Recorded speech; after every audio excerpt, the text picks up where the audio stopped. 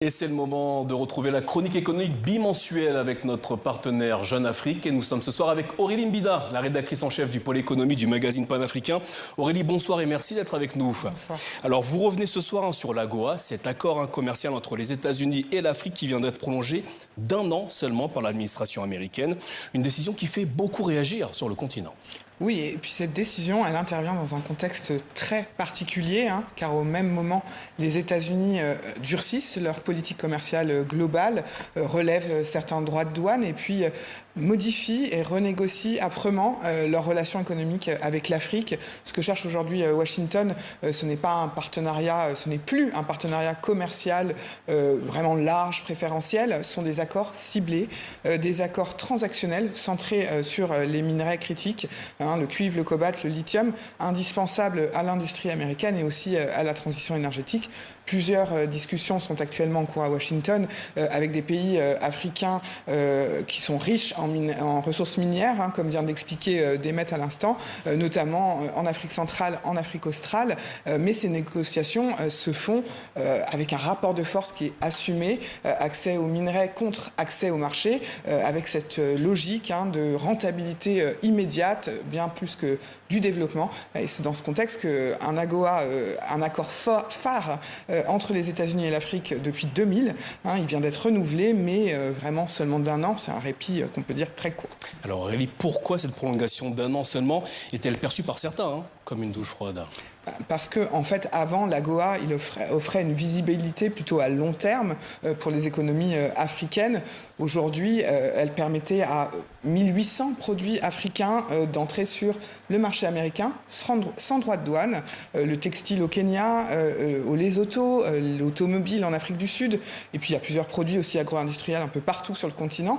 Des filières entières, des dizaines de milliers d'emplois reposaient, en fait, sur cette facilité contractuelle. Voilà, alors la prolongation d'1 an, en fait, ça fait quoi? C'est insuffisant pour investir, c'est insuffisant pour sécuriser des chaînes d'approvisionnement, et c'est ce qu'on appelle la douche froide, comme vous venez de le dire. L'accord, il n'est pas supprimé, mais il est fragile. Alors concrètement, qu'est-ce que ça change pour les pays concernés ? On évite là, à court terme, le choc immédiat d'une suppression. Sans AGOA, certaines exportations africaines auraient été frappées de droits de douane de 10 à 30%, selon les secteurs. Mais à moyen terme, c'est l'incertitude qui gagne. Les entreprises qui hésitent à investir, qui perdent un levier commercial fort. Puis Washington, en plus, se réserve le droit de renégocier au cas par cas, pays par pays.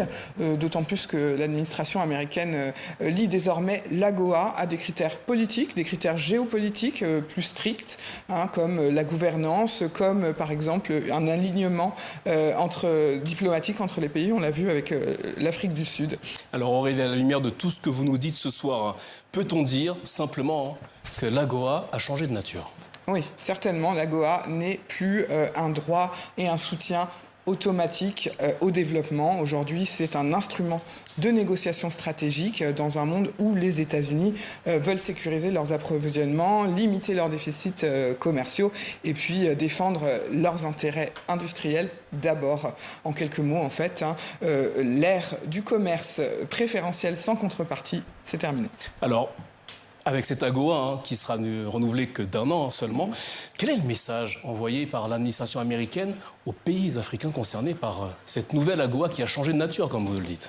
Que le monde fondé sur des avantages commerciaux, c'est devenu fragile, que l'Afrique ne peut plus bâtir sa stratégie commerciale et compter sur un seul partenaire, aussi puissant soit-il. L'enjeu, c'est désormais de se diversifier, diversification des marchés vers l'Europe, vers l'Asie, vers le Moyen-Orient, mais aussi diversifier vers l'Afrique, avec la zone de libre-échange continental africain. L'AGOA, tout seul, c'est un outil utile, mais malgré cette séquence, elle a montré quoi? Que la relation économique entre l'Afrique et les États-Unis est en train de changer profondément et que, pas forcément, c'est à l'avantage du continent. Merci Aurélie Mbida pour ce coup de projecteur sur cette AGOA qui a donc été renouvelée d'1 an seulement par l'administration Trump aux États-Unis. On vous retrouve bientôt Aurélie. Bonne soirée à vous. Merci.